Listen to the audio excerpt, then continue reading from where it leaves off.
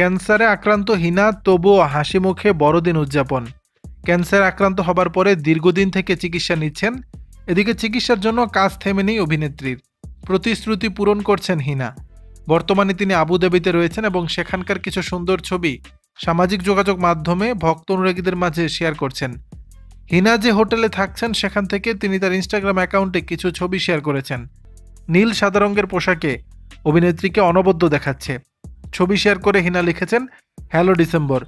অভিনেত্রীকে আনন্দ করতে দেখে ভালোবাসায় ভরিয়ে দিয়েছেন ভক্তরা।